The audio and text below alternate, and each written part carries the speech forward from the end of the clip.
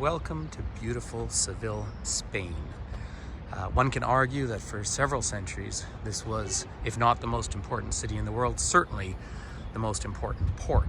So this is the Guadalquivir River, which in Arabic means large river. It's the only truly navigable river in Spain, and it's inland from the port of Cadiz.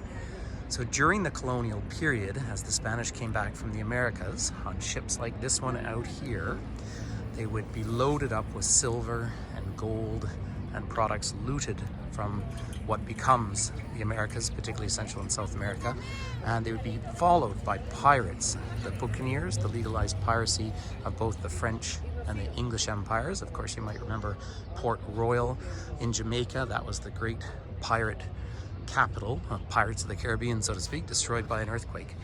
But this particular ship is what I wanted to do a little video about. This is a replica of the Nau Victoria. That was the expedition that left here in 1519, led by Ferdinand Magellan. Of course, Magellan was a Portuguese sailor, but financed by the Spanish government. And they sailed around the bottom tip of South America through what is now the Magellan Straits. And I have been there several times in my life, off of Punta Arenas in Chile.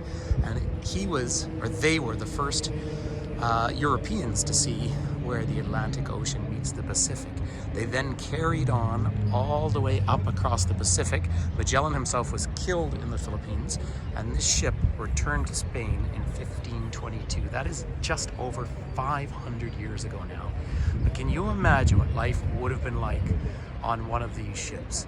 They're just tiny, and the ocean is massive. So, I mean, just from an engineering point of view or a mastery of sailing, what an incredible journey. Now, what it opened up, of course, was just a litany of horrific processes that occurred in our world. Of course, the worst, the greatest crime of all time, probably the Atlantic slave trade.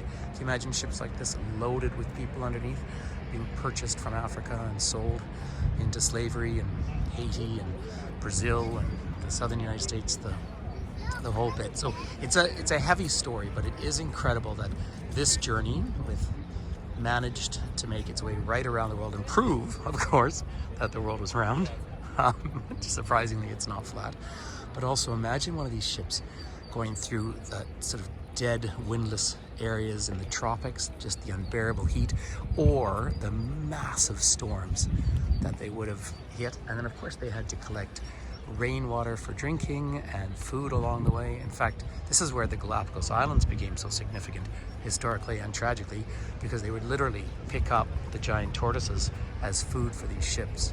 Eventually, of course, it took till 1914 for the Panama Canal to be opened up, blasted through that isthmus country. But before that time, the route around, if you went from New York to California, you went right around the bottom of the world and through those crazy windy straits down there in Tierra del Fuego in the far south of Argentina and Chile.